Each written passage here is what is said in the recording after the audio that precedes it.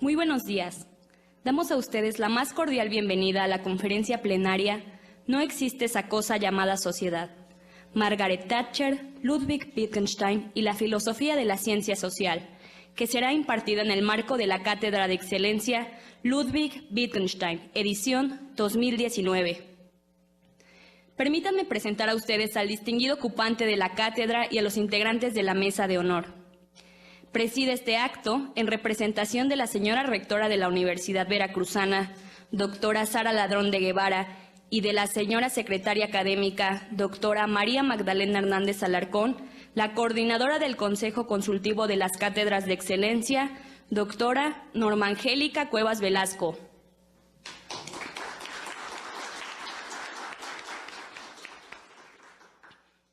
La acompaña nuestro conferencista y distinguido ocupante de la cátedra, el profesor Gavin Kitching, de la Universidad de Nueva Gales del Sur.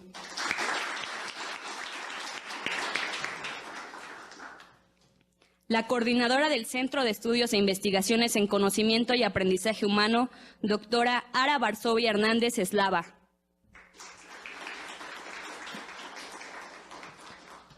Y el secretario técnico de la cátedra y coordinador de la colección editorial Ludwig Wittgenstein, el doctor Alejandro León.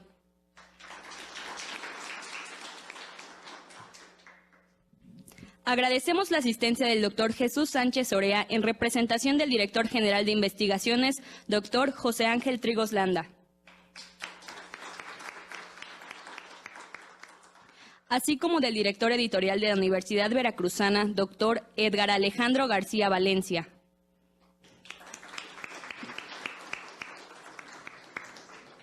Del director del Instituto de Psicología Educativa y Educación, doctor Daniel Gómez Fuentes.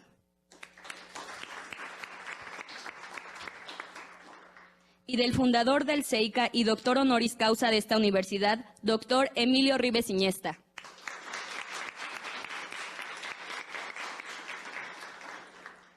Para dar inicio a esta ceremonia, quisiéramos pedir a la doctora Norma Cuevas que nos dirija unas palabras.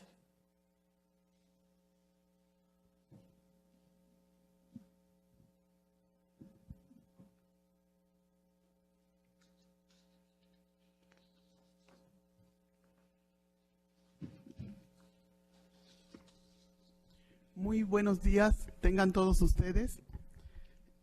Saludo respetuosamente a nuestro invitado de honor, el profesor Gavin Kitching, y también saludo a mis colegas y a todos ustedes que nos honran con su presencia. Me es grato saludarlos, como ya se dijo, en representación de la rectora, doctora Sara Ladrón de Guevara, y de nuestra secretaria académica, doctora Magdalena Hernández Alarcón, quienes expresan un saludo y la bienvenida más cálida para nuestro invitado de honor.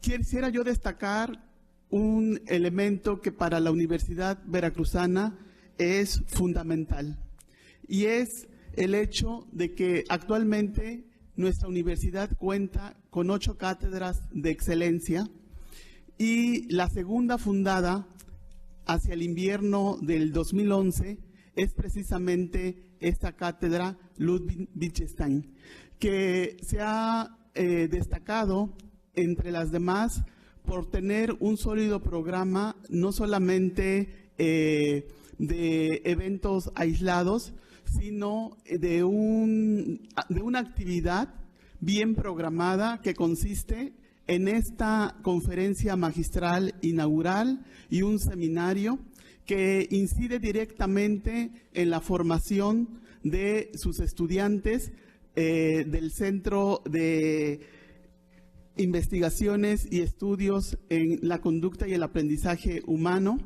pero también para otros colegas y otros estudiantes de la Universidad Veracruzana que están incorporados a distintos programas.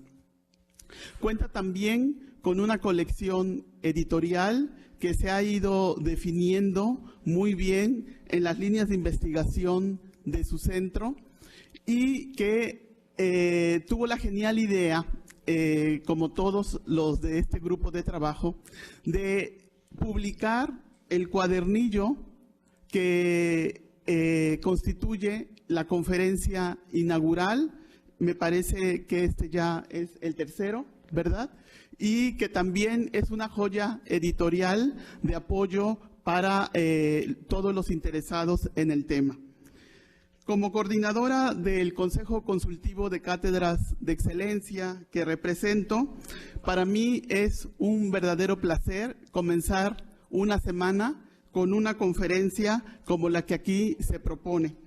Es un trabajo que además incide, como ya dije, en las líneas de investigación y consolida el propósito con el cual se fundó el Centro de Estudios e Investigaciones en Conocimiento y Aprendizaje Humano, que tiene como propósito analizar y discutir acerca de las relaciones entre el conocimiento, el lenguaje y el comportamiento.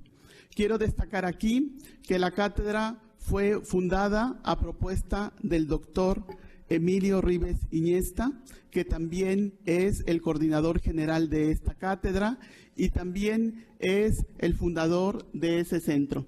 Es uno de nuestros más importantes líderes académicos, honoris causa, como ya escucharon, y creo que este es un espacio que ha respondido con antelación a las exigencias que hoy la universidad marca como idóneas. ¿Qué quiero decir con esto? Que tenemos aquí en esta cátedra y en este centro de investigaciones una ruta que debiéramos seguir todos los que aquí estamos y los que constituimos parte de esta universidad. No me resta sino agradecerles nuevamente, decirle al doctor Kitching que esta universidad es su casa y que sea para bien esta actividad, fructífera para todos, exitosa también. Enhorabuena. Muchas gracias.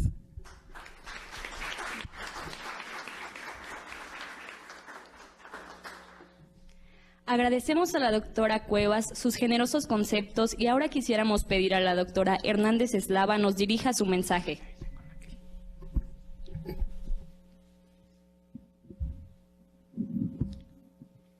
Buenos días. Saludo a los integrantes del Presidium, la coordinadora del Consejo Consultivo de las Cátedras de Excelencia, doctora Norma Angélica Cuevas Velasco, nuestro conferencista y ocupante de la cátedra, el profesor Gavin Kitching, el secretario técnico de la cátedra y coordinador de la colección editorial, el doctor Alejandro León, invitados de honor y público que nos acompaña el día de hoy.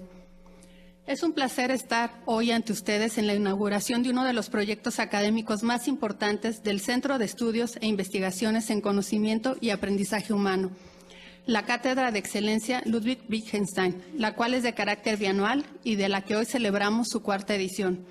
Esta cátedra se distingue por tener como ocupantes a destacados académicos de talla mundial, quienes ofrecen una conferencia abierta al público y un seminario interno para los estudiantes y académicos del CEICA. Los ocupantes anteriores de la cátedra han sido el doctor Robert Lee Arlington en el 2013, el doctor Duncan Richter en el 2014, el doctor James Conant en el 2016 y ahora en el 2019 tenemos la fortuna de contar con la participación del doctor Gavin Kitching. Para un centro como el nuestro, ocupado en formar universitarios integrales y críticos de sus contextos, resulta indispensable acercar a nuestra comunidad a la obra de Ludwig Wittgenstein. Esto debido a que nos permite tener una mirada clara, crítica y con sentido de nuestra propia disciplina, al mismo tiempo que nos proporciona elementos para articular nuestro quehacer con otras áreas. En este sentido, el trabajo del ocupante de la cátedra, el doctor Gavin Kitching, es un claro ejemplo de cómo se puede retomar el pensamiento de Wittgenstein y ser aplicado a la ciencia social, tema del cual nos hablará en unos momentos. Estamos seguros que la conferencia y conversatorio en torno a las diferencias y semejanzas entre la ciencia social y natural serán de gran utilidad para la comunidad universitaria y público en general e invitará a la reflexión respecto a nuestro propio quehacer. Gracias.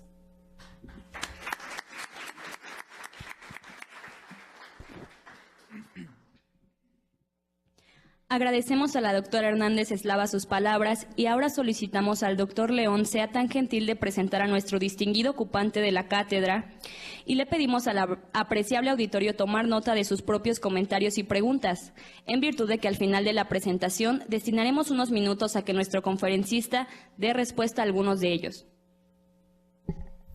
Muy buenos días, profesor Kitching, distinguidos integrantes del Presidium, invitados de honor y distinguidos asistentes que hoy nos acompañan. Es un placer ver cristalizado el día de hoy el trabajo que formalmente dio inicio en diciembre de 2017 con la búsqueda del que sería el ocupante de la cuarta edición de la Cátedra de Excelencia Ludwig Wittgenstein. En aquel momento, el profesor Emilio Rives, coordinador de la cátedra, y un servidor, nos dimos a la tarea de explorar candidatos para ocupar la cátedra. En el contexto de algunas discusiones, a propósito de la redacción de un par de obras del profesor Rives y de ciertos problemas, tal vez habrá que decir pseudoproblemas que aquejaban desde hacía varios años algunos integrantes de nuestra comunidad, nos resultaba crucial aprovechar este espacio, el espacio de la cátedra, para problematizar sobre varios asuntos. La asunción de que esa cosa llamada sociedad consiste en la suma de individuos, lo que hemos denominado el mito del individuo. Las consecuencias de la extensión de los sistemas comprensivos de la llamada ciencia natural, o más propiamente de la materia, la física, a la ciencia social y a la ciencia del comportamiento. Las graves implicaciones, vedadas para la mayoría, de introducir en la ciencia social y en la ciencia del comportamiento problemas propios de la ciencia de la materia y sus derivados tecnológicos, tales como el de la explicación, el de la causalidad, el de la predicción. Nos parecía pertinente, por no decir urgente, explorar formas diferentes a las estándar de responder a esas preocupaciones, teniendo en cuenta aquella máxima de Wittgenstein que dice: lo funesto de la manera científica de pensar es que quiere responder a toda preocupación con una explicación, cuando lo que se requiere es una nueva forma de ver, ampliar el contexto de modo que lo que parecía paradójico ya no lo parezca.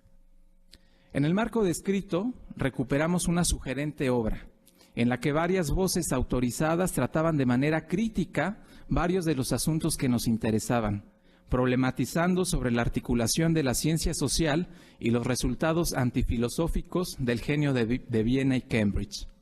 Se trataba del volumen Marx and Wittgenstein, Knowledge, Morality and Politics, editada por Routledge en 2002. Después de revisitar el texto introductorio a cargo de uno de los editores de la obra, nos convencimos de que el tipo de enfoque que presentaba, de visión sinóptica, podía echar luz sobre algunos de los aspectos que nos inquietaban. El autor de aquel texto introductorio era ni más ni menos a quien hoy tenemos el honor de presentar como el ocupante de la cátedra, el profesor Kitching. Decididos y claros en que habíamos encontrado a nuestro hombre, el 18 de enero de 2018 escribimos entusiastamente al profesor Kitching una invitación, acompañada de un intimidante pliego petitorio que incluía entregar una conferencia con suficiente antelación para que nosotros realizáramos una cuidadosa traducción, revisión técnica y todo el trabajo editorial correspondiente, de modo que ustedes pudieran tener en sus manos el cuaderno de la cátedra, impartir un seminario sobre ciencia social y filosofía y finalmente sugerirnos un libro de su autoría en el que se articulara el trabajo en ciencia social y filosofía wittgensteiniana, o mejor aún, en el que se usara a Wittgenstein para elucidar perplejidades y abrir nuevas perspectivas sobre problemas perennes en la ciencia social. A pocos hubiese sorprendido que el profesor Kitching rechazara gentilmente nuestra invitación, pues además de tener que cumplir con nuestra demandante lista de solicitudes, tendría que cruzar el mundo, literalmente, para estar con nosotros. Viene desde Australia.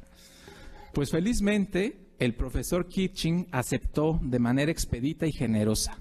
Siempre respondió con prontitud y amabilidad nuestros mensajes y dudas, nos hizo llegar en tiempo el material para la conferencia y no solo nos sugirió un extraordinario libro para formar parte de la colección editorial, sino que generosamente se dio parte de los derechos de traducción que le correspondían para que la Universidad Veracruzana pudiera pagar a Taylor & Francis los derechos de traducción de la flamante obra que hoy tenemos disponible para ustedes en el vestíbulo de la unidad. A propósito del quinto y nuevo volumen de la colección Wittgenstein, de la autoría del ocupante de la cátedra, y como una invitación a su lectura, me permitiré leerles brevemente parte de las cuartas de cubierta que encontrarán en el libro. El volumen es valioso y sui generis en más de un sentido.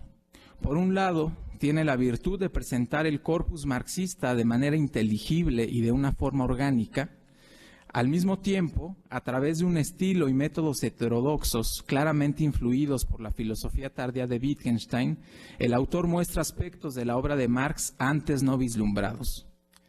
El libro dotará al lector, a través de una prosa dinámica y persuasiva, hilada finamente, con abundantes citas y referencias, de un marco comprensivo original y amplio, para mirar conexiones relevantes entre la ciencia social, el marxismo, la filosofía de la praxis y la filosofía del último Wittgenstein, a las que desde otros marcos somos ciegos.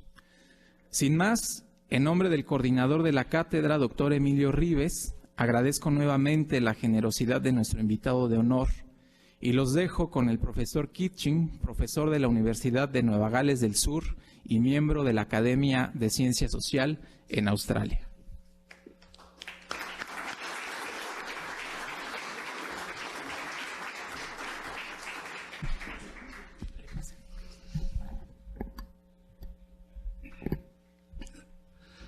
Good morning, everyone.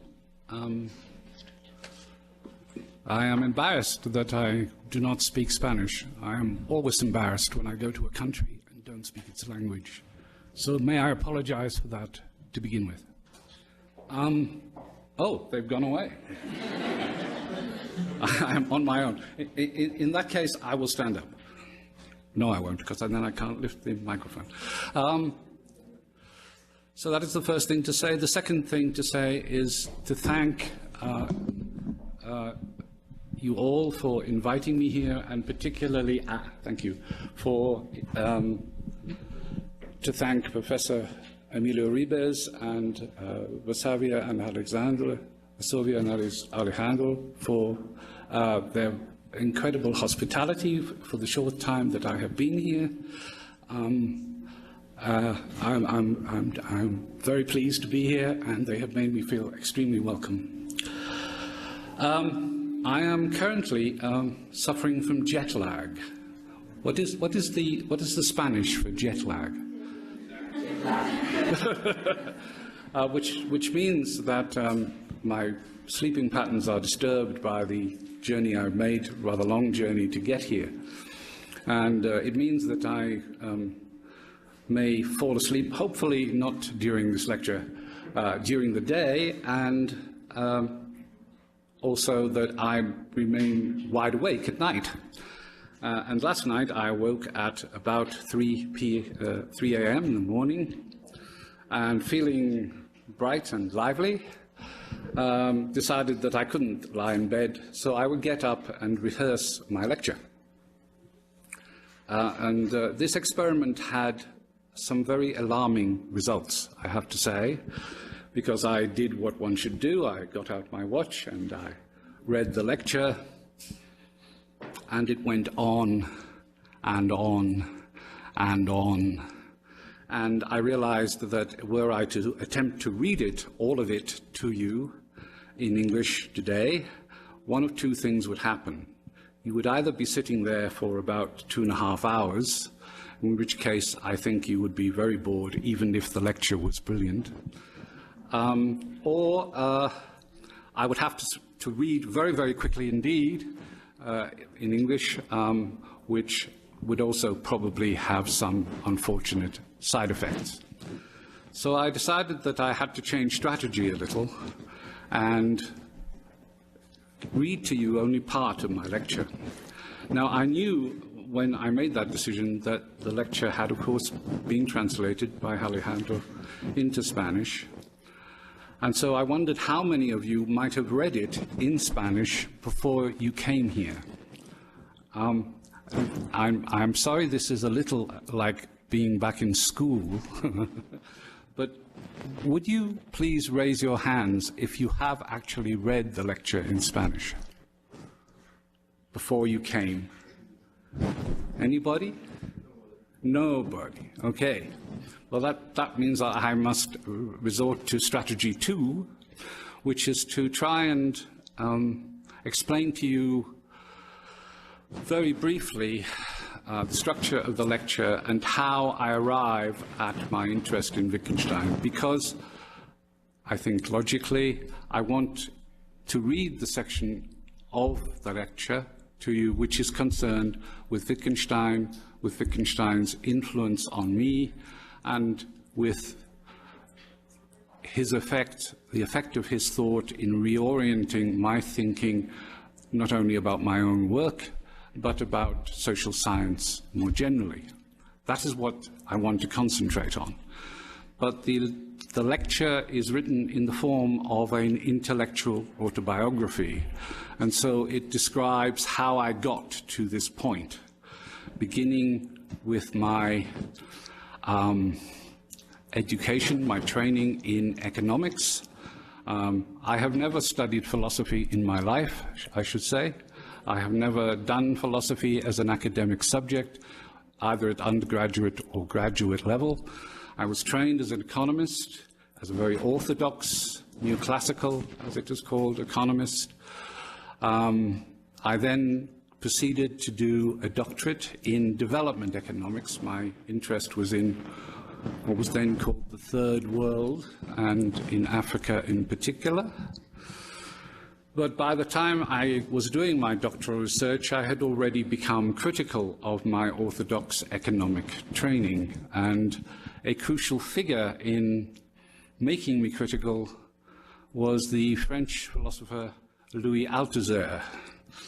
Now, Louis Althusser, when I was a young man, was a rather influential figure, and he is, in fact, a rather influential figure, not least because of his students and the people that he influenced in the Grande École in Paris, notably, of course, Michel Foucault, who was his student, but also Deleuze and Guattari and a number of other people. However, although he was extraordinarily well known in his time, he has been almost forgotten now,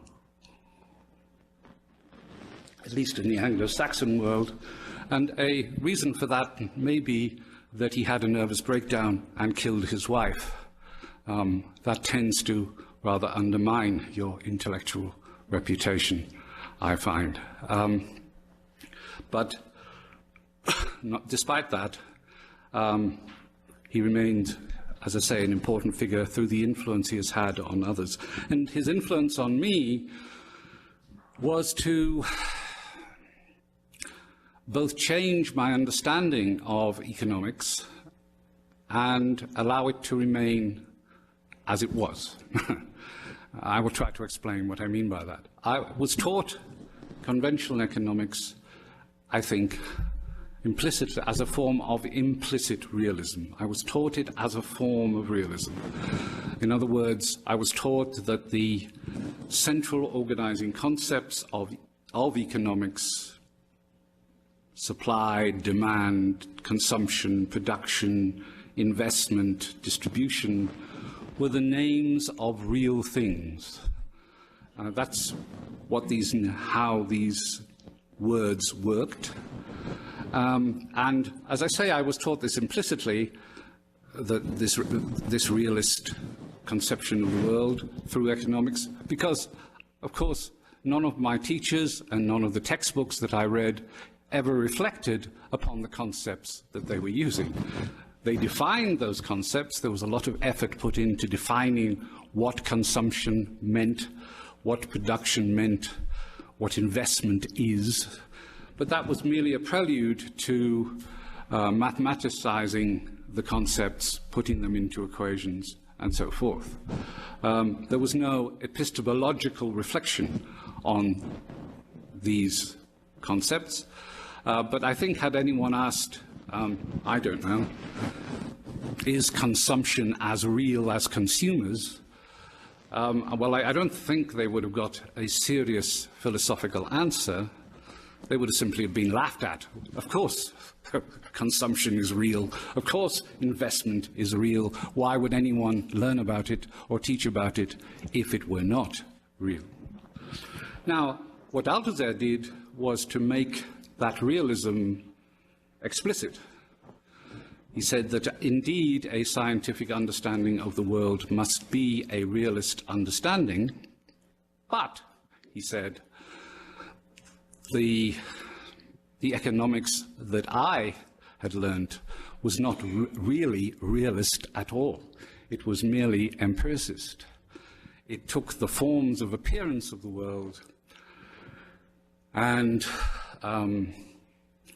as it were, reality, but a genuinely realist view of the world looks beneath that realm of appearances and uses theory to understand the real forces that drive the realm of appearances. And of course, Althusser being a Marxist, it turned out that what drove, or what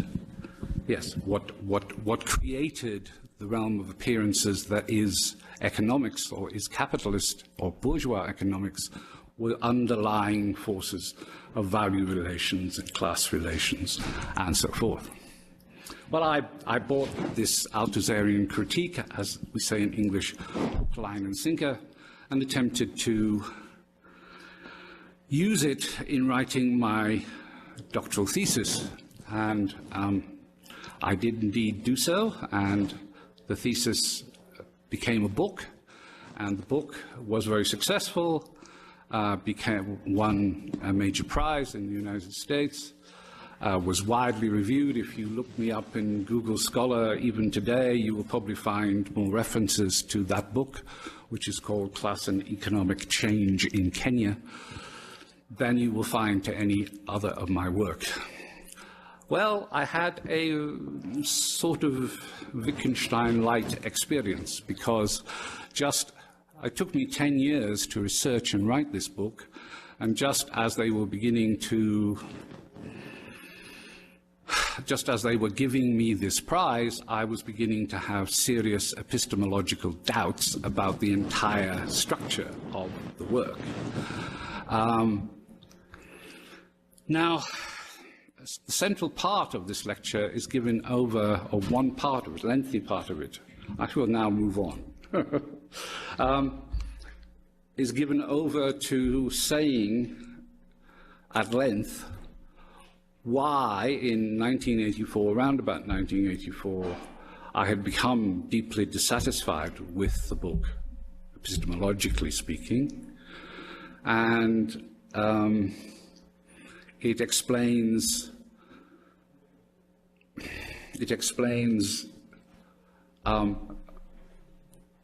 the confusions into which I had got, but from which I had not extricated myself.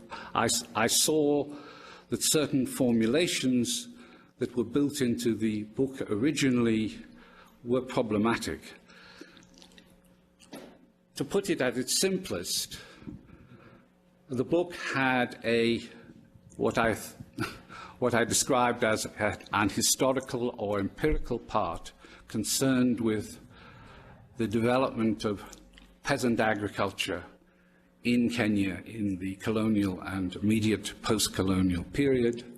It had a descriptive or historical part, very detailed,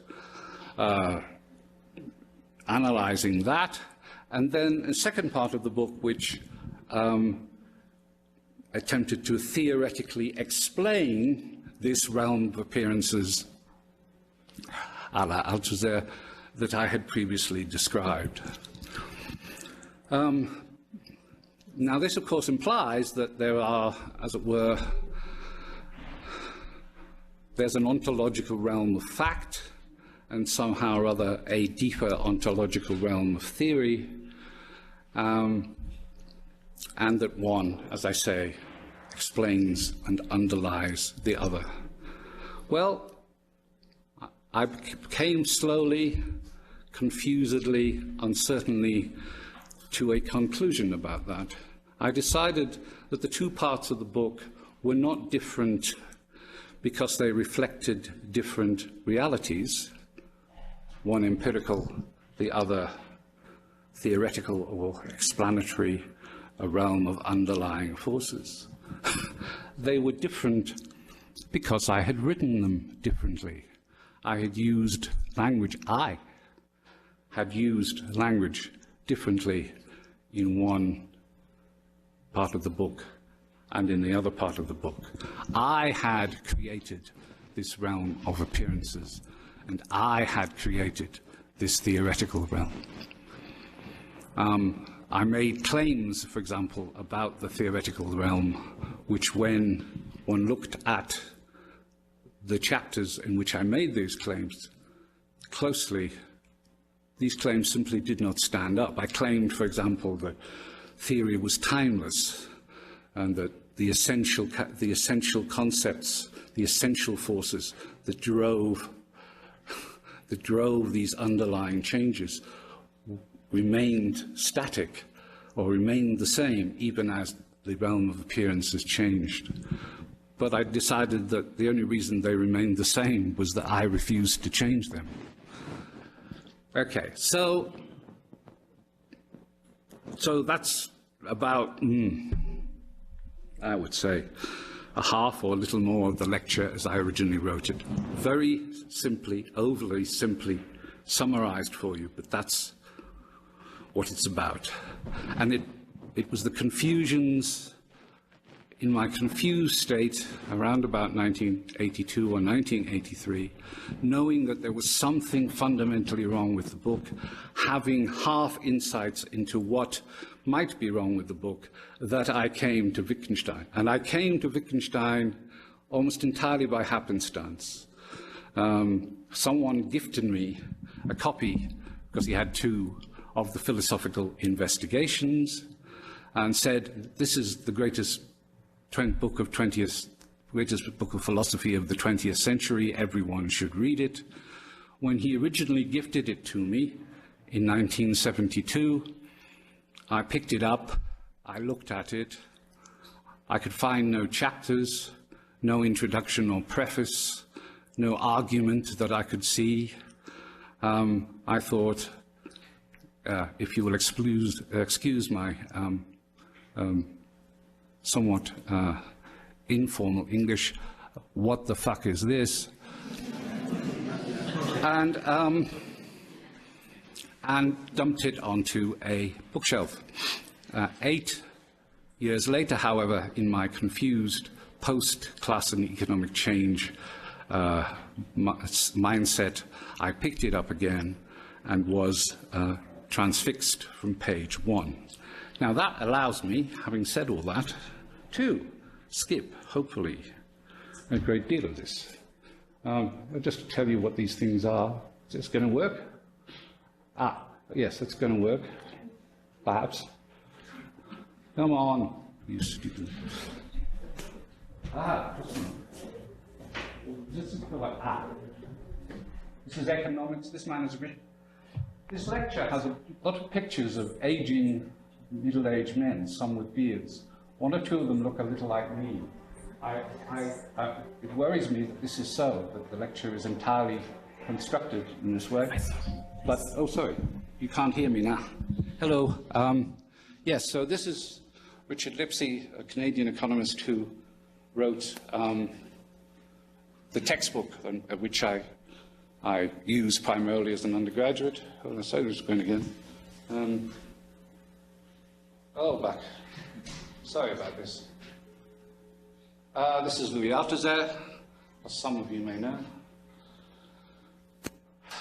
This is a paragraph from the auto-critique that I wrote in 1984, or wrote in 1984, didn't publish until 2003, saying what I thought was wrong with the book in my confused fashion.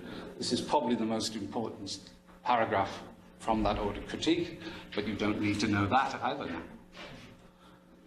And this is Ludwig, as you know. Okay. So, I think I will go back a little way.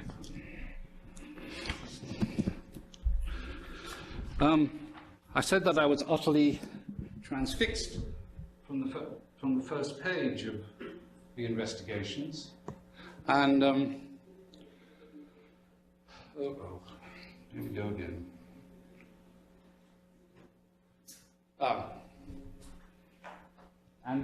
as those of you who know the book will know very well, that it begins with, literally on page 1, with a quotation from Augustine's Confessions. I was originally going to put up the Latin version, because I thought, well, you may not understand it in English, and I may not understand it in Spanish, but perhaps we would both understand it in Latin. But perhaps neither of us would understand it in Latin, so I've stuck with the English. I'm sure many of you know it, so I don't think there's any real need to keep it there. But immediately afterwards, Wittgenstein says this: "These words, it seems to me, a particular picture of the essence of human language. It is this: the individual words in language name objects. Sentences are combinations of such names. In this picture of language, we find the roots of the following idea. Every word has a meaning. This meaning is correlated with the word. It is the object for which the word stands." Augustine does not speak of there being any difference between kinds of word. If you describe the learning of language in this way, you are, I believe, thinking primarily of nouns, like table, chair, bread, and of people's names, and only secondarily of the names of certain actions and properties, and of the remaining kinds of word as something that will take care of itself.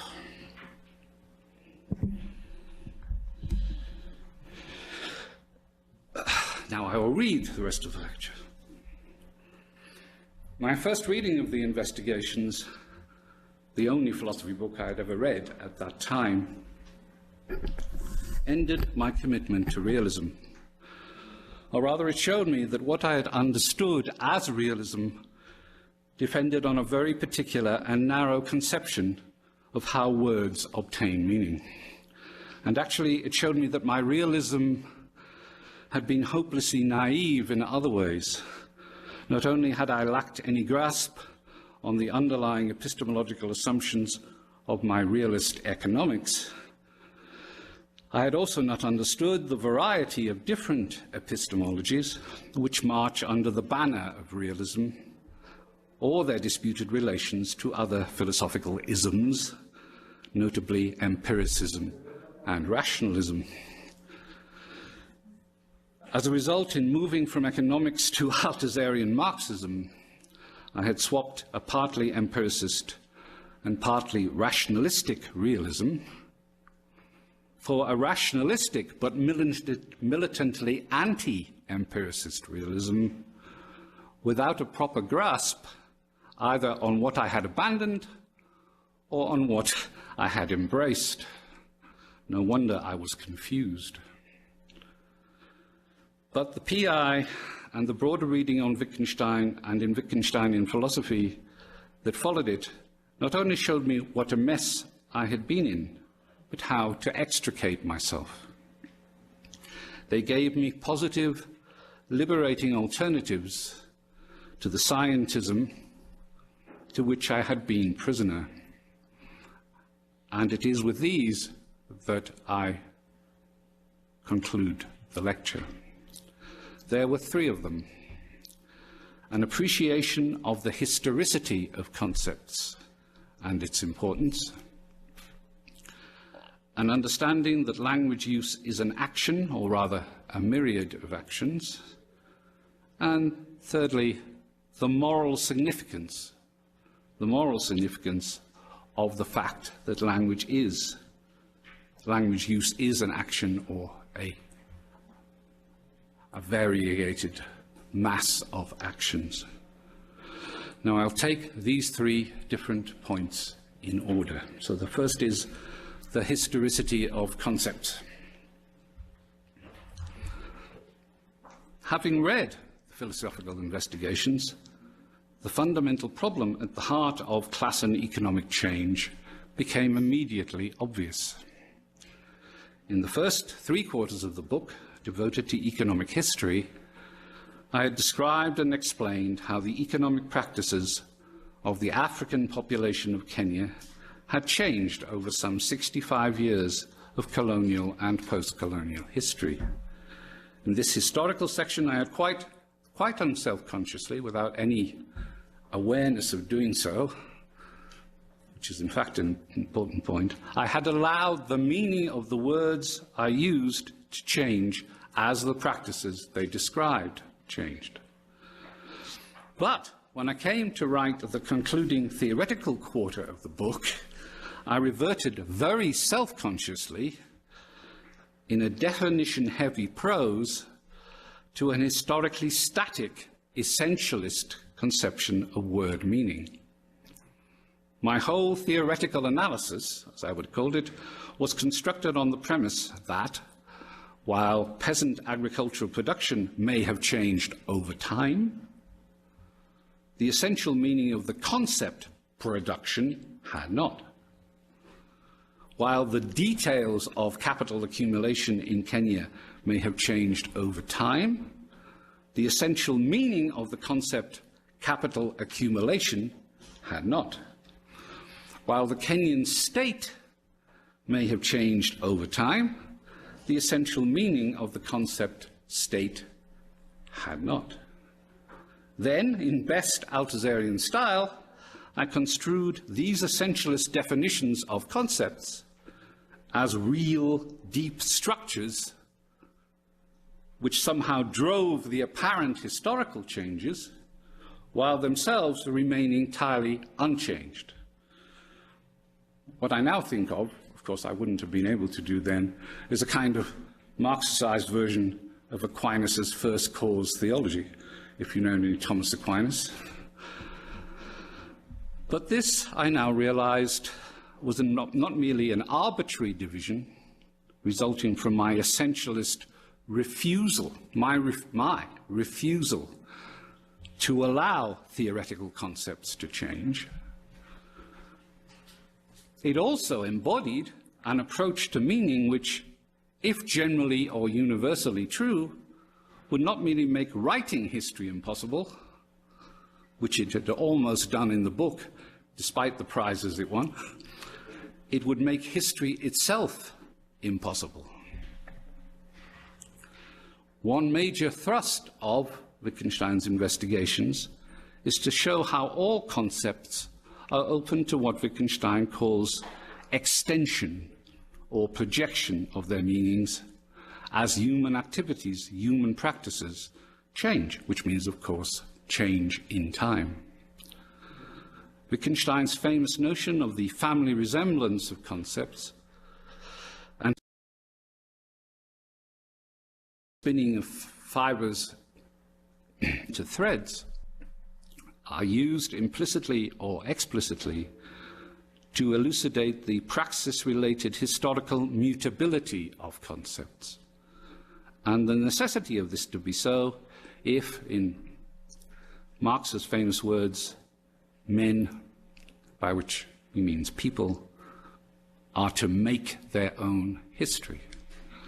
One of the ways people make history is to change their descriptions and explanations of what they are doing as they change their doings, and indeed as part of changing those doings. And they alter or project their concepts accordingly as they make these changes. Thus, there is no essential, structural, or analytical meaning of production, or consumption, or investment, or supply, or demand, or class, or mode of production. If there were, people could not change what and how they produce, what and how they consume, in what and how they invest, what they demand and how they demand it, what they supply and how they supply it, how they oppress and how they resist oppression. Of course, you can stipulate exact or fixed meanings for all these terms if you wish, right? But that's precisely what you're doing. You are stipulating meanings, which is itself an action, right? and you can therefore be asked why you're doing that. What purpose or purposes are served by those stipulations? But all that, though important, was not the most important philosophical lesson I learned from Wittgenstein. For note how the paragraphs that I've just read to you are expressed. I realized what I had done in the book.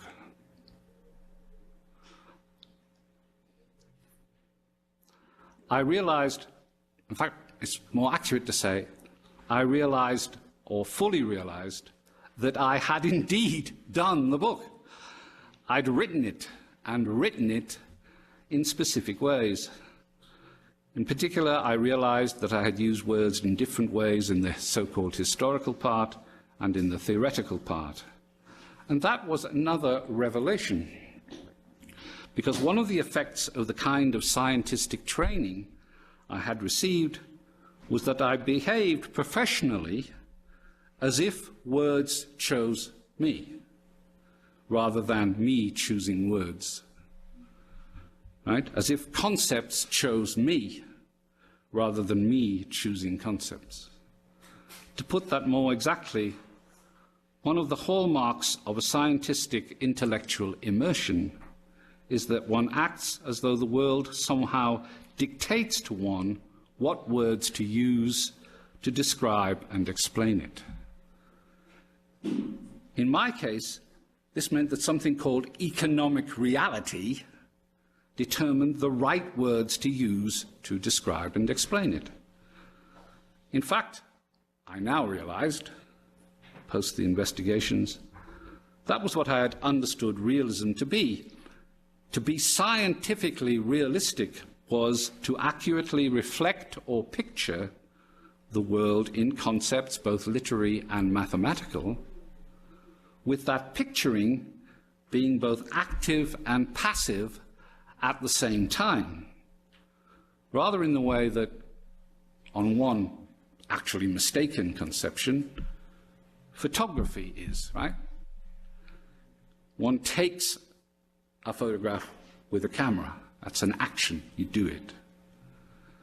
But what one takes is determined, supposedly, but mistakenly, by the photographed object or objects themselves.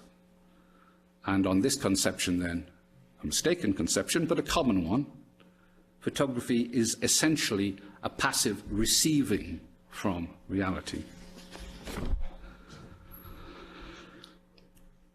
Significantly, it was only from this time that I began to think of myself professionally, as a writer or author.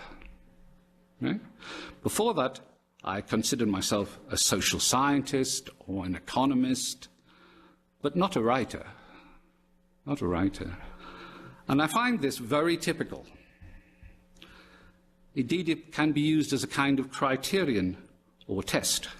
Ask any social scientist of any discipline or subdiscipline whether they are an author or a writer. Right? Are you an author? Are you a writer?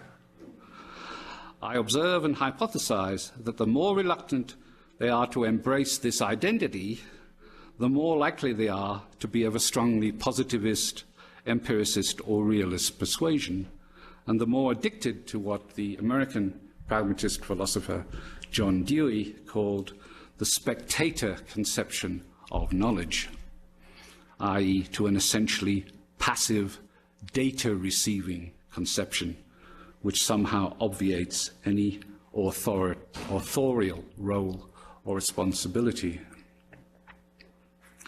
The Harvard philosopher Stanley Cavell, who died just a short while ago, I think some of you may know, and who is, in my view, one of the great followers and disciples of Wittgenstein, although, as he should be, an extremely creative and non-exegetical one. Anyway, Stanley Cavell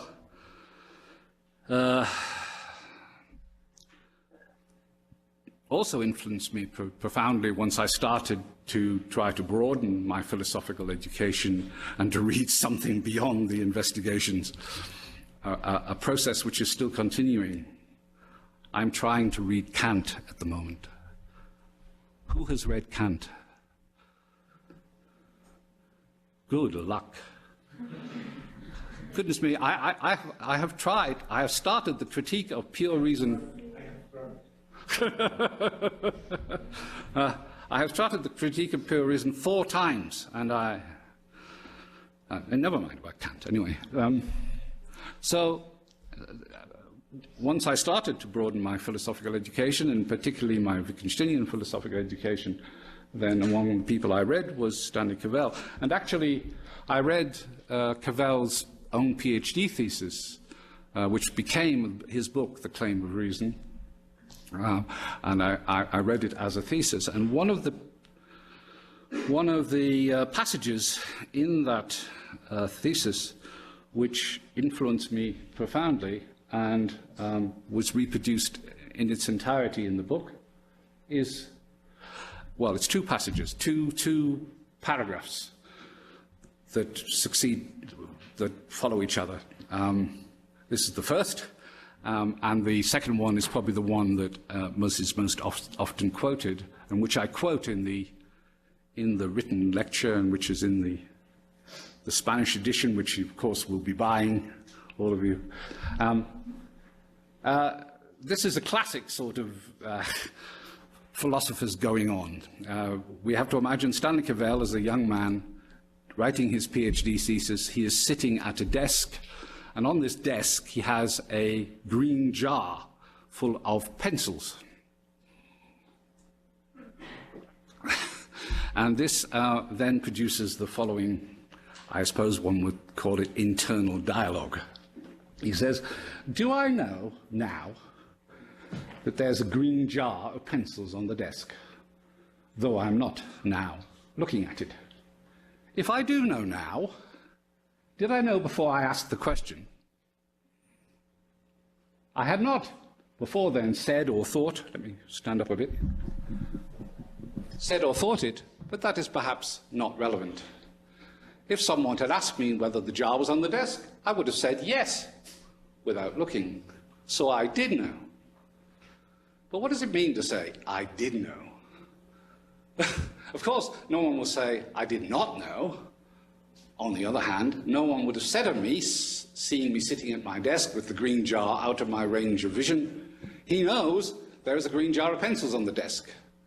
Nor would anyone say of me now, he knew there was a green jar, apart from some special reason which makes that description of my knowledge relevant to something I did or said or am doing or saying."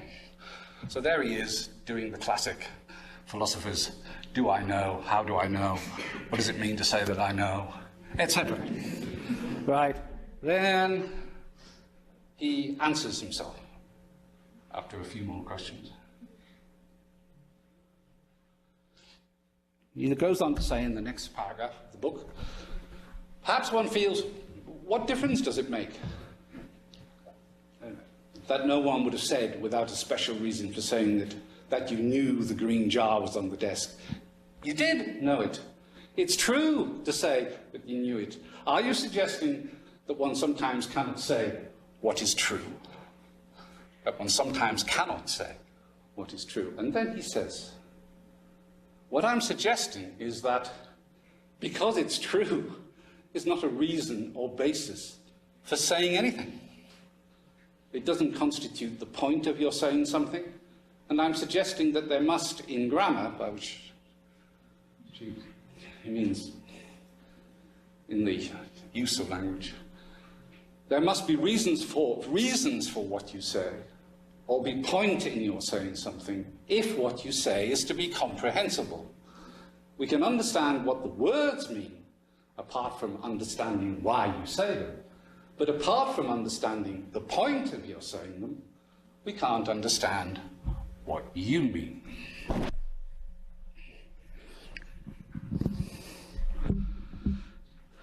Now, once someone has told you that because it's true is not a reason for saying anything, it seems self-evident, right? Something one would never dream of denying. And even at the height of my scientism, I would never have thought that stating facts or stating theoretical truths was an end in itself. But one of the most pervasive aspects of scientism in social studies is the transfer from natural science of the theory application model, right? Theoretical truths about, say, how an economy works are first discovered, and then a subsequent step, right, they're applied to the solution of economic or social problems. So it's not that one forgets or overlooks that the telling of truths must have a point or purpose. What Gavin is saying here and what many other people have said. It's rather that one never asks why or how one chooses the particular theoretical or factual truths one chooses to tell before their application, before one applies them.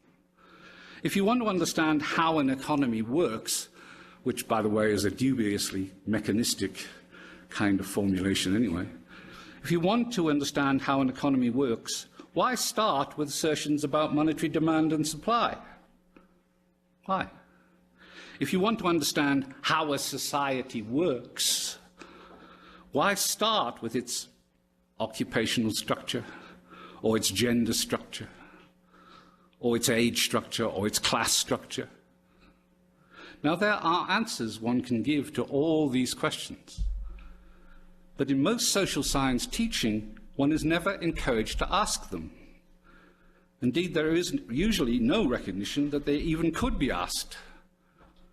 So one's attention is never so much as turned to what the answers might be. But once one's attention is turned, as Wittgenstein and Gavin turn it, it's immediately evident that the answer can't be something manifestly question-begging like, you start with supply and demand because supply and demand is the most important thing in any economy, the sort of thing I was taught, right?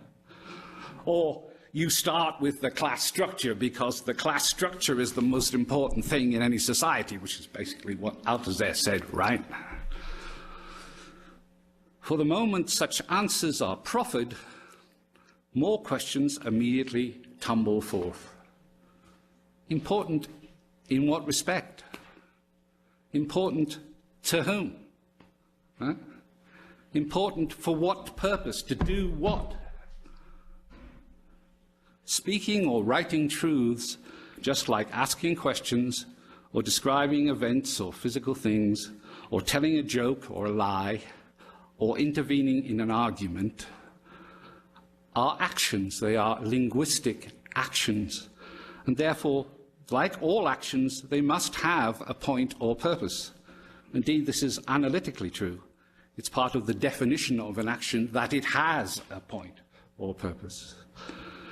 This in turn means that it's important not merely what truth one states, the content, if you like, of that truth, or what question one asks, or what joke or lie one tells, but when and to whom one tells them. The context, in a word, in which one tells them. For that context, as much as the words in the statement, question or lie, determine what it or they mean. Or to be precise, and exactly as Gavin says, the context in which you say anything makes it possible to know not just what your words mean, but what you mean when you use them then and there, right? And just as a sort of side remark, that I think that observation is the best way of approaching the fact-value issue, right? Many people try to approach it by saying, well, you know, all factual statements are value-laden. They're expressed in some formal words, and usually there are underlying assumptions in those words or underlying prejudices or what so forth. Now, that's true sometimes, but it's also true that many banal, obvious factual propositions don't have those kinds of biases built into their, if I say there are, I don't know, 116 seats in this auditorium, that's a fact, right? What may make it a value statement of some kind is when I say it, the point of my saying it, the reason that I say it. If I say,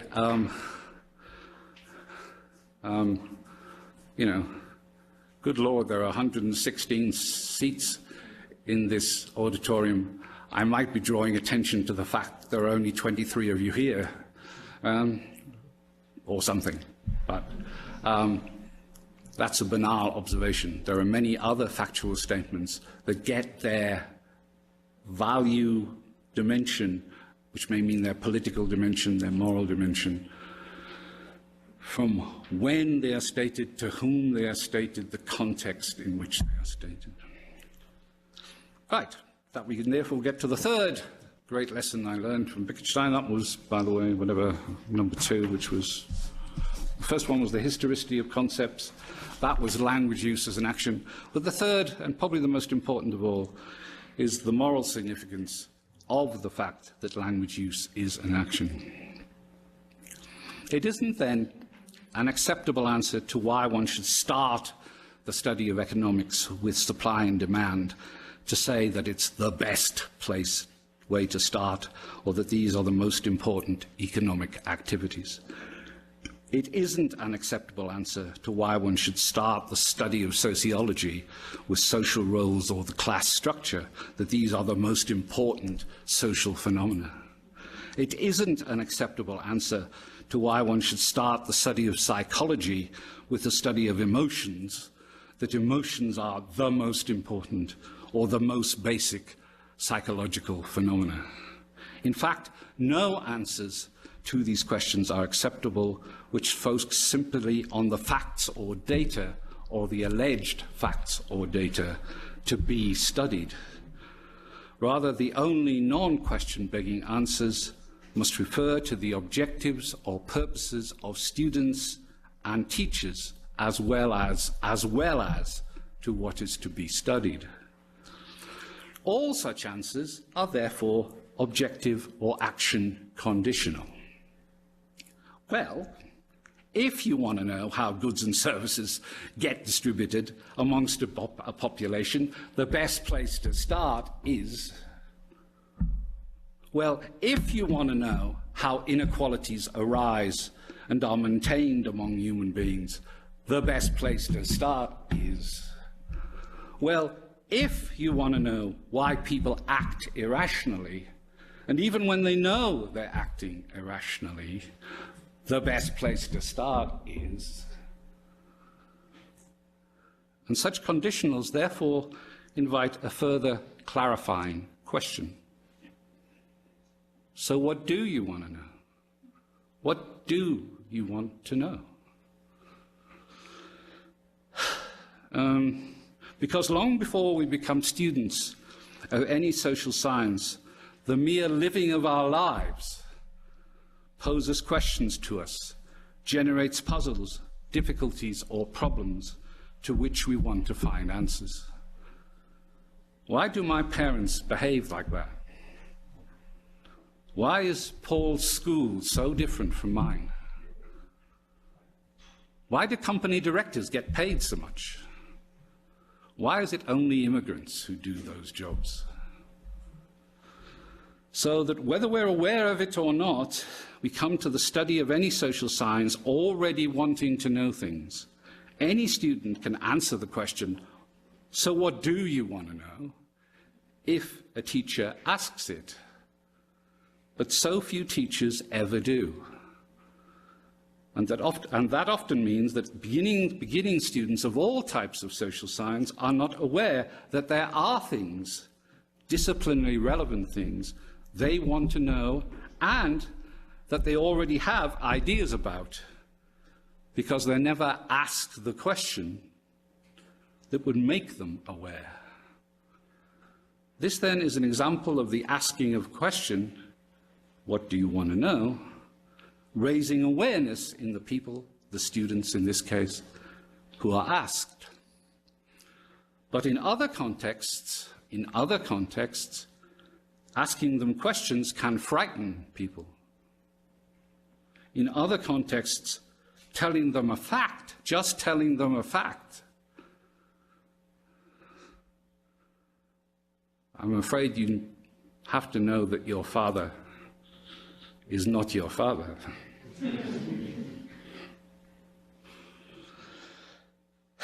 Can frighten or delight or puzzle or enlighten people. In yet other contexts, expressing surprise, really? Can dismay or surprise or bore or exasperate people. In other contexts, explaining something can surprise or bore. Who didn't know that? Oh, Lionel Messi is a footballer and he plays for Barcelona. Or alarm, or terrify, or enlighten the person or people to whom you explain it. So in certain contexts, many contexts, asking questions, stating facts, and offering explanations can have effects. Emotional effects, psychological effects, political effects, beyond simply eliciting answers, providing information, and solving puzzles. That's a rather important point, because I think for a long time I professionally thought was, why do you ask a question to provide information? Why do you make a statement to obtain information? Why do you make a statement to give information? Why do you offer explanations to elucidate a state of affairs? Well, none of that's wrong, but depending upon the context in which you do these things, it is often a radically inadequate description of what asking questions, stating facts, offering explanations entail as practices. Therefore, in many contexts, what you choose to say, when you choose to say it, and to whom you choose to say it, are not merely acts, but morally charged acts. Should I say that? Will it frighten him? Will it depress her even more? Perhaps it will cheer him up. And in certain contexts, in many contexts, not merely is speaking or writing a morally charged act, so is keeping silent. I should have told her what I knew then. It would have made so much difference. It can matter morally, not just what you say or to whom you say it, but when you say it or don't. So, I'm getting to the end. How are you doing? Are you bored yet? Nobody's bored? You're not lying, eh? And if so, why? Anyway, okay.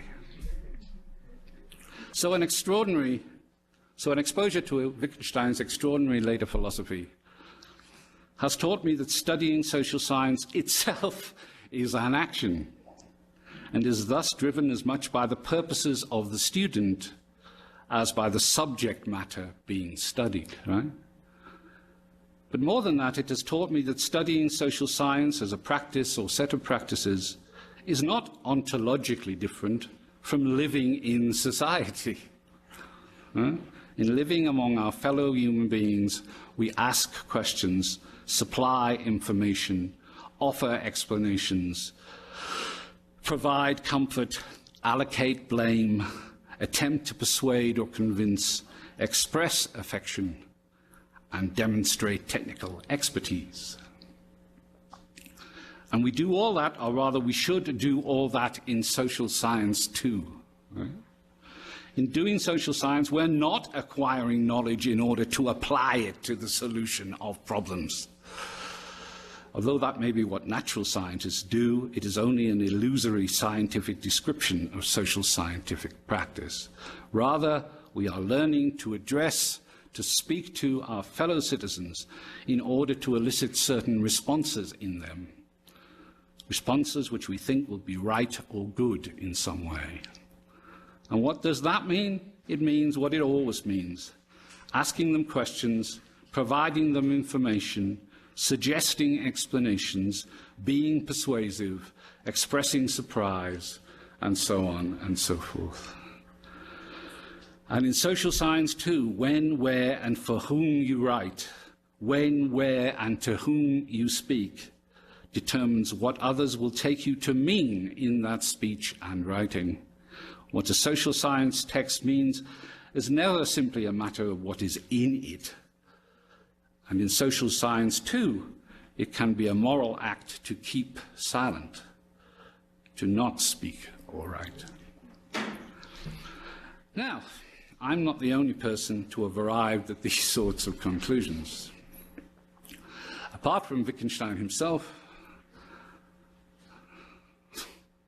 the difficult old bugger, apart from Wittgenstein himself, a variety of scholars in the English-speaking world, Peter Winch, Hannah Pitkin, Rupert Reed, Joel Backstrom, Michael Billig, for example, have argued in very similar ways from Wittgensteinian premises.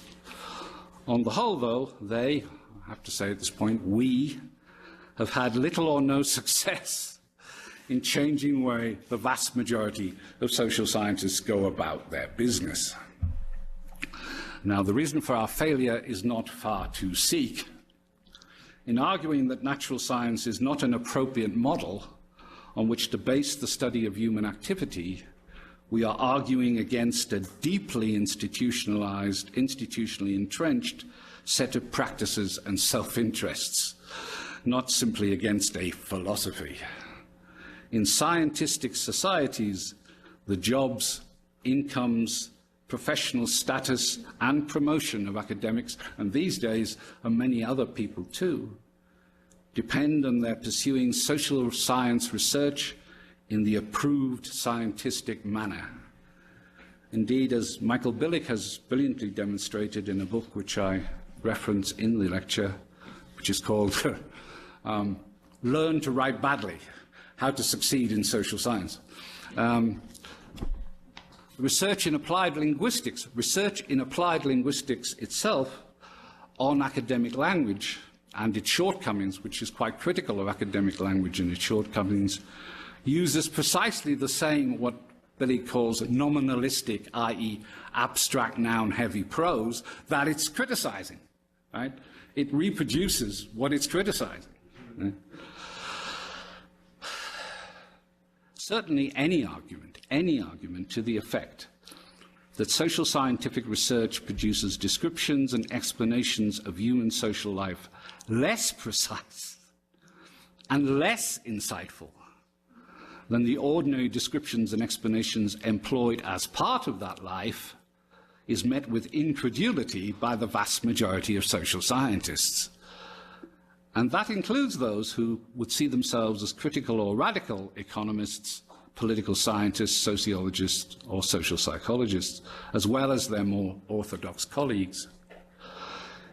And now, it's not difficult to understand that incredulity, for whilst the scientific methods which have achieved such success in the study of the natural world may have to be modified somewhat to be applied to the social world, they surely can't be so out of place there that they tell people nothing more than they knew about each other's motives and behaviour before social scientists began researching them.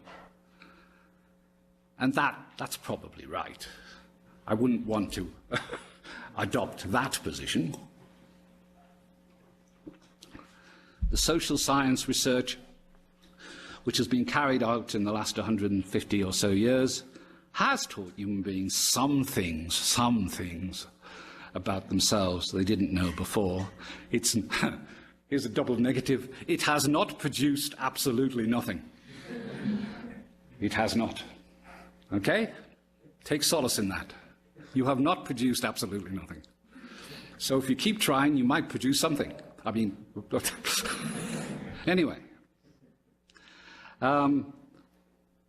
But given the amount of time, money, and fine human brains that that it has cost, its genuine discoveries have surely been minimal in comparison with the achievements of natural science in the same period. And that leads me to the tragic paradox with which I end this lecture. All forms of social science have been a failure in comparison with natural science. But it is precisely the blinding light of natural scientific achievement and the resulting emergence of scientism as the defining ideology of knowledge in all modern societies that prevents social scientists seeing their failure clearly and investigating its causes properly. Fascinated and transfixed by the success of natural science, social scientists cannot see that their failure is at bottom philosophical, a failure to properly understand how human beings uniquely live both as part of and apart from the natural world, and how that affects what it means to study them.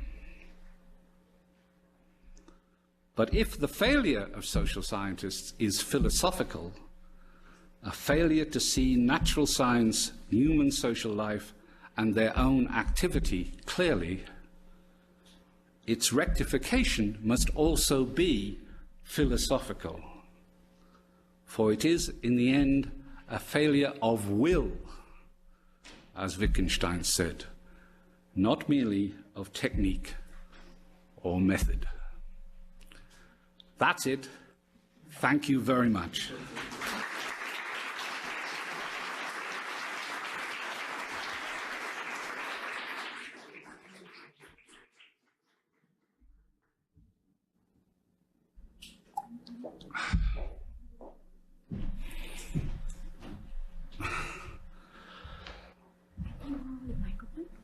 Sure. The other one's great. Okay, thank you. This is fine.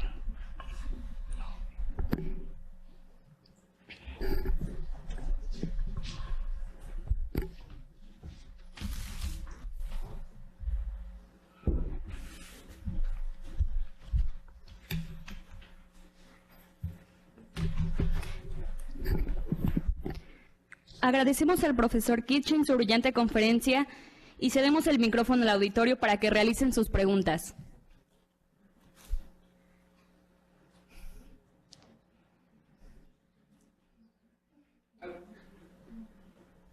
Is it possible if people want to ask a question in Spanish for Sylvia or somebody else? Okay. For you, what's new in Wittgenstein? From Plato to Wittgenstein, what's new? ¿Qué hay de nuevo en Wittgenstein que no tenga Platón? Sorry? What's new in Wittgenstein? From Plato? Yes. Yes.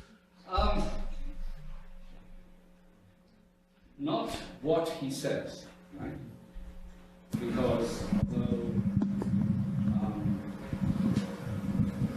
his ideas are striking, you can find them in other philosophies. There are, I believe, quite strong parallels between Wittgenstein and certain forms of pragmatism. But the way he says it is what is new about him. I mean, I've often been asked, why Wittgenstein? I mean, given that I was a complete philosophical ignoramus, why did I alight upon Wittgenstein? Wasn't it an accident? Yes, it was an accident. But the way the investigations is expressed allows you to take it and use it. Because he's not saying to you, here are truths, A, B, C, D, E. He's saying, look, I've had certain kinds of problems. I think these ideas help me to get out of those problems. Perhaps they will help you too. But if they help you too, it's not determined by your getting me right. It's determined by your going out there dealing with the problems that concern you, either in your life or in your work, and seeing if they shed some light. There is an openness of the texture of what he expresses, which allows you to use it and to educate yourself. And I think that that's not the case where you have philosophers who tell you, all right, here comes the truths, they are, learn them, know them, etc. That's what's new in Wittgenstein, I think. That's in what his genius consists.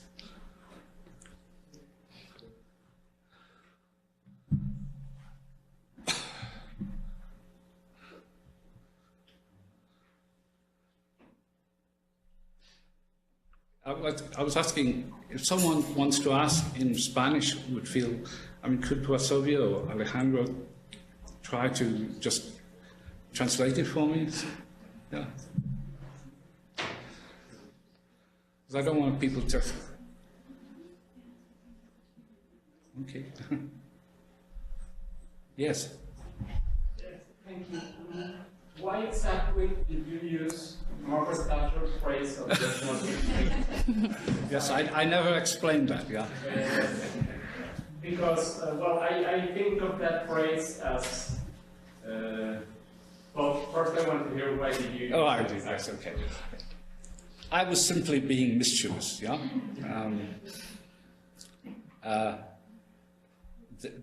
The phrase as she used it was a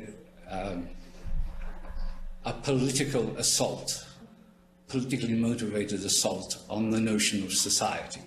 She claimed that the notion of society was used in ways which allowed people to evade responsibility for their actions and inactions. And she also claimed that it, the health of society or a more equal or more just society were ideas that were used to drive up taxes, take wealth and income away from people who had worked hard to get it, etc.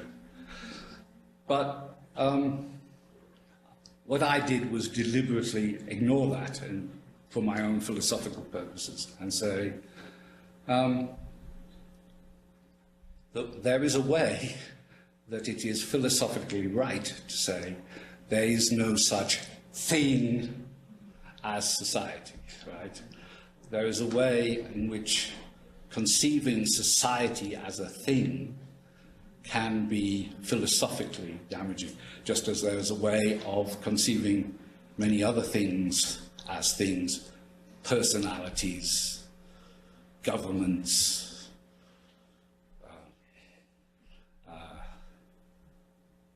a vast number as things can be philosophically damaging. So that was it. I was just being smart, as they say in English.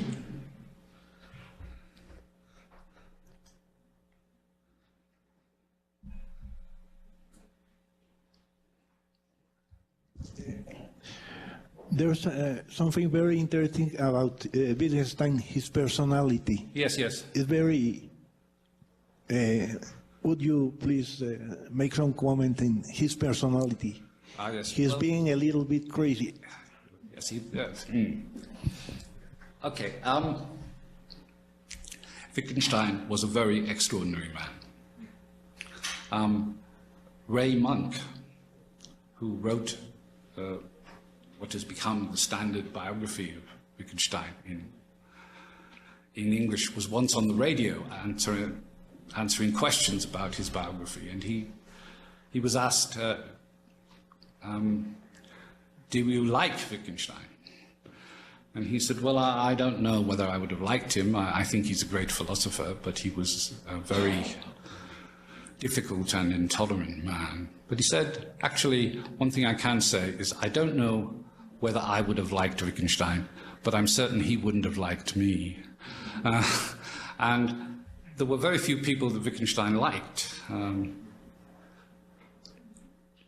But he was very loyal and committed to those people whom he did like or who liked him. Although I think you had to be a disciple, really, to be close to him. He didn't take to being crossed very well, which explains, for example, his extremely explosive relationship with Piero Sraffa. But let me say something.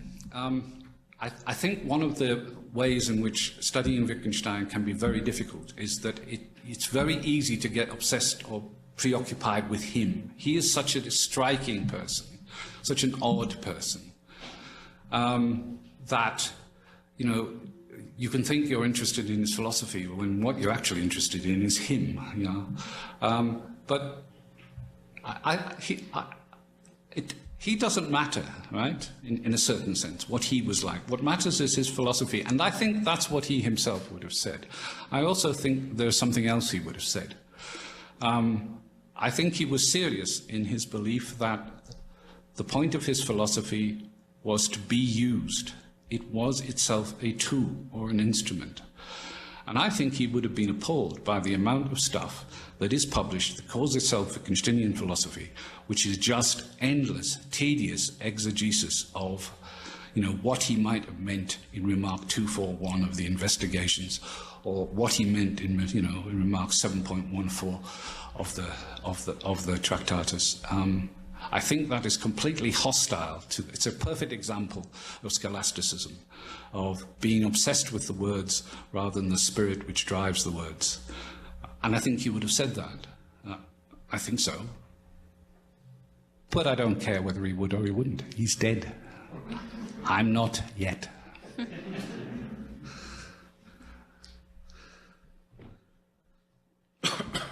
Excuse me, can you tell me something about, is there a bridge from first Wittgenstein and second Wittgenstein, please?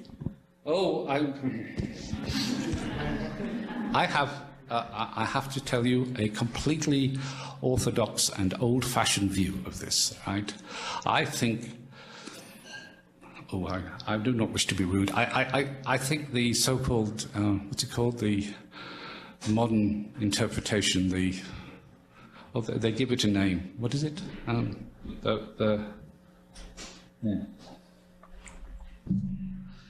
Anyway, this view that the ideas of the Investigations are to be found in some form or in germ in the Tractatus. The resolute reading, that's right, the resolute reading of the Tractatus, I just think is nonsense. And now the reason I think it's nonsense is that it makes a nonsense of Wittgenstein's life, right? Why would a man spend, what, 1929 to nearly 20 years agonizing over a set of ideas and trying to write them and rewrite them if he thought that he'd got it essentially right the first time round? I mean, I think there's a famous remark in the Blue Book, you know, philosophers see the light of science and led into complete darkness by it. I believe that remark is addressed to himself. It's not just addressed to philosophers out there, it's addressed to himself. You know, there is a very good reason why the logical positivists were so keen on the Tractatus. These weren't stupid men. And they were quite shocked when he said, but of course, everything that we can speak about and everything that we can be precise about and everything that we can explain is all the least important things in life. They were horrified by this, but nonetheless, his notions of what we can say, what gives a language meaning, what areas of language it is possible to be precise with, are essentially the same as those of the logical positivists. Yeah. Sorry, again, what do you say about the method and the work of people like Foucault, or more recently, Gavin, which uses genealogy as a method in social sciences? Do you think that surpasses the failure that you see in traditional social sciences, or are they still victims of this eagerness to be just like natural sciences? I think knowing how ideas arose, when and how they were produced, the way they flowed one into another, is a way of breaking the hold on us of a certain kind of realism, which I have been critiquing here. But I'm not sure that it does anything to bring about a sense of responsibility for what one says, that it does anything really to enhance the moral self-awareness of social scientists. It opens their concepts, but then it says, you know, with these open concepts that you can now then tell the truths that you couldn't previously tell when you saw them as simply a reflection of reality. So I think it has its merits, but I don't think it goes far enough, personally.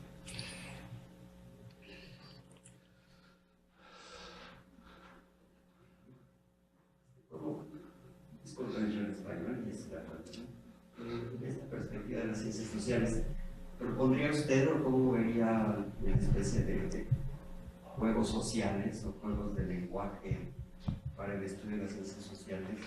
¿Y cómo aplicaría o cómo entendería, utilizaría las perspectivas de subjetividad, intersubjetividad y objetividad al final de cuentas? ¿Me la puede repetir un poquito más? Si podría utilizar, o que si consideraría una especie de juegos sociales equivalentes a los juegos de lenguaje para el estudio de ciencias sociales. Yeah. Sorry? Would you consider like a kind of social science? Otra vez, perdón. Que si consideraría el uso de juegos sociales como equivalente de los juegos de lenguaje. Would you consider social science similar to language? Oh, I see. I see.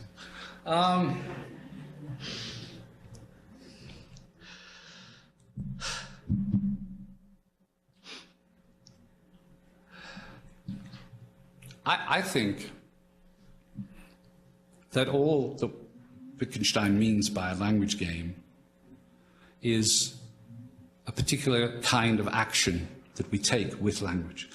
There are as many language games as there are actions that we can take. And therefore, of course, the amount there are depends upon the purposes of the classification. One language game is asking questions, but there are many different types of questions one can ask, and therefore you could enumerate perhaps, I don't know, 20 or 200 question language games. Right? So I don't think there's any particular magic in the notion of a language game. So my answer to your question is social science can be seen as a language game or can be seen as a complex of language games, and social scientists therefore play language games, but that's only because we all do. So, is that okay?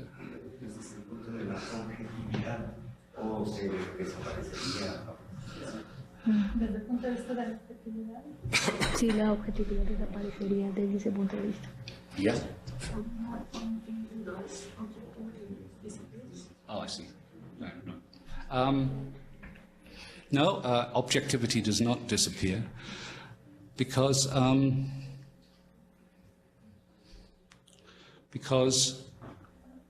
in a variety of different contexts, it is important to human beings to be as objective as possible, which means, I think most importantly, to tell truths even when the telling of them makes the teller or the person to whom it is told uncomfortable, you know. When Darwin enunciated the doctrines of evolution, the theories of evolution, he made himself uncomfortable and his wife very unhappy. And he made an awful lot of people in his society very unhappy, but he felt that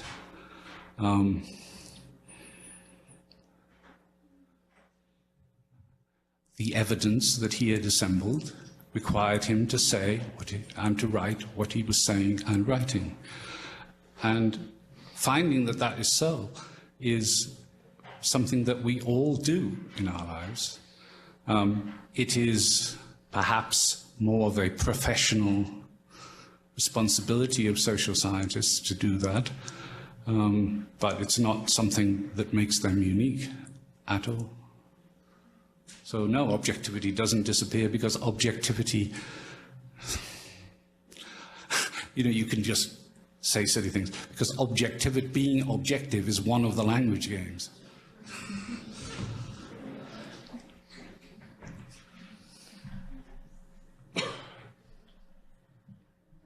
¿Alguna otra pregunta? Well, I'm curious about what did you say that has some sympathy about the statement of Margaret Thatcher? Oh, yes. That the notion of society Yes. undermines the personal responsibility people should Yes. take their actions. Yes. What do I say about that? Well, I say I have some sympathy with it. Some sympathy. Right? She used the phrase for two purposes, rhetorically. One was to make that point. Sometimes people try to shift onto this abstraction society responsibilities that they should take to themselves. Okay? Yes, there may be reasons in my history and in my family life why I am an alcoholic, but it is nonetheless I who am an alcoholic, and it is nonetheless I who must stop myself being one if I want to do that. So I have some limited sympathy with that. The second use of this rhetoric was to say, as I've said,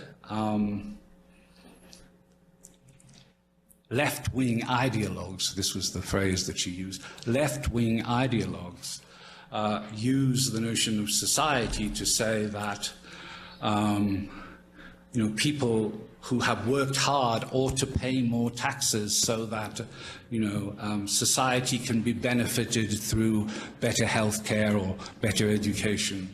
People use the notion of society to say that income should be redistributed through government action for the purposes of social justice, right?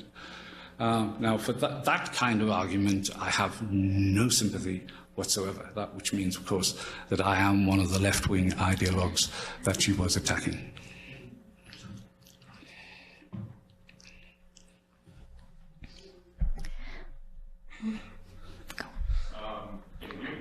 Yeah.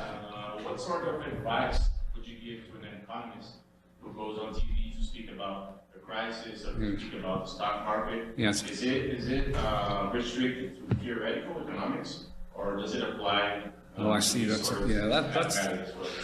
that's a very interesting question.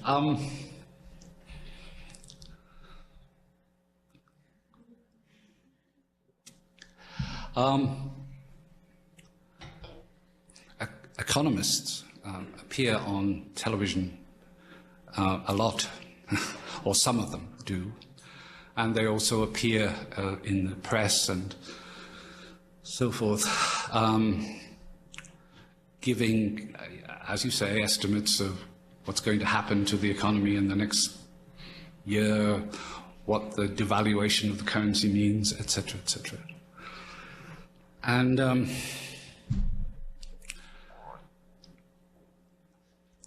the reason that they have this role, why they have acquired this role in our scientific societies, is because in those societies, it is simply not acceptable for someone to stand up and say, well, in my opinion, this is going to happen or that's going to happen. The essential posture must be that I speak as a scientist, the data shows this, the probabilities are this, who I am personally as an economist doesn't matter, just as who a physicist is who talks about properties of light doesn't matter. And the paradoxical dimension of that is that if you want someone to give you an ideologically driven set of recommendations and to be effective, the best way is to present that person as an objective scientist. That's, I mean, one of the dimensions of scientism as an ideology is that the best way of getting political victories or victories for a particular point of view is if you can present it as not a particular point of view, not a particular ideology, but just the scientific truth, right? And now here I have to confess to some degree of ambiguity, because if you abandon that altogether, then what you actually can end up saying is, well, everybody's opinion on what happens in the economy is equal to everybody else's, right? You know, what Donald Trump has to say about where we will be in 12 months' time is the equal of what the chairman of the Fed has to say, right? And so, you know, there is a political point, oddly enough. There is a political point. There is a democratically healthy point in scientism in these kinds of contexts. All I can really say about that, I suppose, is that all I would say to the economist is, when you know where the data has stopped and where it's about probabilities and where you're weighting certain factors that are difficult to weight, you should then start speaking in the first person singular, I think.